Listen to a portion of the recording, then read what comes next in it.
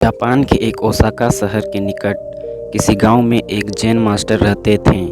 उनकी विख्याति पूरे देश में फैली हुई थी और दूर दूर से लोग उनसे मिलने और अपने समस्याओं का समाधान कराने आते थे।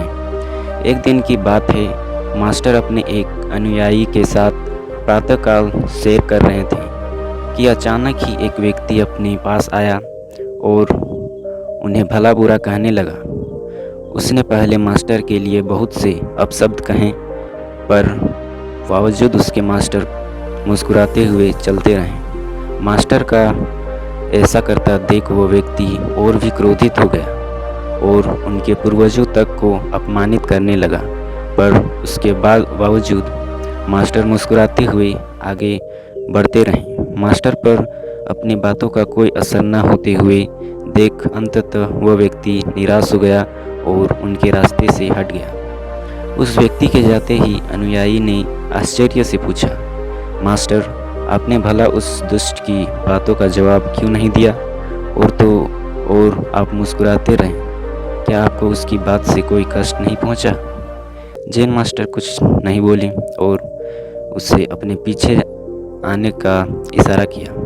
कुछ देर चलने के बाद वे मास्टर के कक्ष तक पहुंच गए। मास्टर बोले, तुम यहीं रुको, मैं अंदर से अभी आया। मास्टर कुछ देर बाद एक मैले कपड़े लेकर आए और उसे दे दिए और बोले, लो इसे पहन लो। कपड़ों से अजीब सी बदबू आ रही थी। अनुयायी ने उन्हें हाथ में लेते हुए दूर फेंक दिया। मास्टर बोले, क्या हुआ, तुम इन मैले कपड़ों को नहीं ग्रहण कर सकते ना? ठीक इसी तरह मैं भी उस व्यक्ति का द्वारा फेंके हुए अपशब्दों को नहीं ग्रहण कर सकता।